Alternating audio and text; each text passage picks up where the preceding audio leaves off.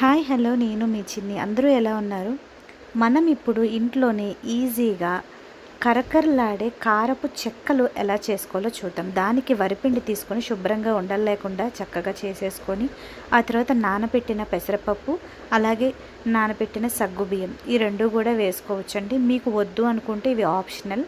వీటి ప్లేస్లో మీరు పచ్చిశనగపప్పు కూడా వేసుకోవచ్చు. సో ఆ తర్వాత మేము ఒక గుప్పెడు నువ్వులు కూడా తీసుకున్నాము. ఎందుకంటే నువ్వులు వేసిన తర్వాత అవి ఎలాగో నూనెలో వేగితే మంచి టేస్ట్ వస్తుంది. అండ్ నువ్వులు కూడా చాలా హెల్త్కి మంచిది కాబట్టి. అలాగే ఇందులోనే పచ్చిమిరపకాయలు, అల్లము మిక్సీ చేసుకున్న పేస్ట్ ఉంటుంది కదా, అది కూడా మీకు ఎంత కారం తింటారు అన్న దాన్ని బట్టి వేసుకోండి. అలాగే కరివేపాకు కూడా వేసేసుకోవాలి. మేము కొంచెం కరివేపాకు, నువ్వులు అలాంటివి ఎక్కువ ఉంటే ఇష్టపడతామండి జనరల్గా. సో మా అమ్మ ఇవన్నీ కూడా ఎక్కువ క్వాంటిటీలోనే వేసి చేస్తున్నారన్నమాట. సో ఇలా ఒకసారి అవన్నీ వేసి కలుపుకొని పూర్తిగా మన వరిపిండిలో ఇవన్నీ కూడా మిక్స్ అయిపోవాలి. మన పచ్చిమిరపకాయ, అల్లం పేస్ట్ ఉంది కదా, అది కూడా వేసి ఫుల్గా కలుపుకోవాలండి. సో చూస్తున్నారు కదా, ఇది కలపడం చాలా కష్టం. అది వెంటనే అవ్వదు. కొంచెం కొంచెం నీళ్ళు తడుపుకుంటూ వేయాలి. అంటే మెయిన్ ఇంగ్రీడియంట్ ఏంటంటే నెయ్యిని గడ్డలా పేరుకుంటే కొంచెం ఇలా ఆయిల్లా అయ్యేలాగా కరిగించుకొని ఆ నెయ్యి కూడా ఇలాంటి టైంలో వేసుకుంటే చెక్కలు మృదువుగా చక్కగా గుల్లగా వేగి చాలా టేస్ట్గా అనిపిస్తాయండి. నెయ్యి మస్ట్గా వేసుకోండి. సో నెయ్యి కూడా ఇలా వేసేసుకున్న తర్వాత కొద్దిగా తడి చేసుకుంటూ పిండంతా ఒక చపాతీ ముద్దలా అయ్యేలాగా కలుపుకోవాలి. సో చూసారా, ఫైనల్లీ మన చెక్కల పిండి అయితే చక్కగా ముద్దలా అయిపోయింది. వీటన్నిటిని ముందు రౌండ్ బాల్స్ లాగా చేసేసుకుందాం. సో మేము ఆల్రెడీ ఇలా చేసేసుకున్నామండి. ఒకేసారి ఇలా చేసుకోవడం వల్ల మనం వేపుకోవడానికి వాయకి ఎక్కువ క్వాంటిటీ వేయడానికి త్వరగా పని అయిపోతుంది అన్నమాట.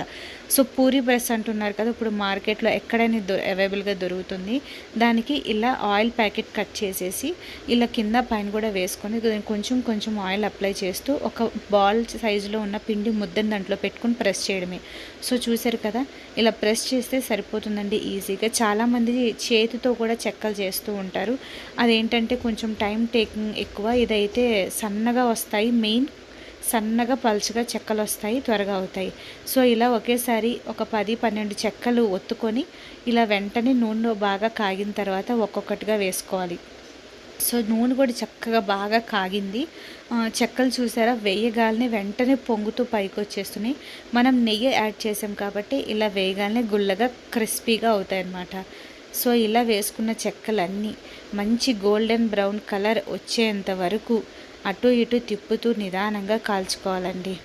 సో చూసారా, మన చెక్కలు కూడా మంచి కలర్ అయితే వచ్చేసినాయి. ఇప్పుడు వెంటనే చక్కగా అన్నీ తీసేసి గాలి ఆడిన డబ్బాలో మీరు చక్కగా స్టోర్ చేసుకుంటే మీ పిల్లలు ఈవినింగ్ స్కూల్ నుంచి వచ్చేటప్పుడు లేదా మీ వాళ్ళు ఎవరైనా వచ్చినప్పుడు చక్కగా తినడానికి ఎన్ని రోజులైనా నిల్వ ఉంటాయి. సో చూశారు కదా ఎలా ఉన్నాయో మన చెక్కలు రెడీ అయిపోయాక. నేను ఒకటి మీకు చూపిస్తున్నాను ఎంత క్రిస్పీగా ఉన్నాయో. ఇలా అనగానే చక్కగా విడిపోయింది. సగ్గుబియ్యం, నువ్వులు కూడా వేయడం మంచి టేస్ట్ వస్తుంది.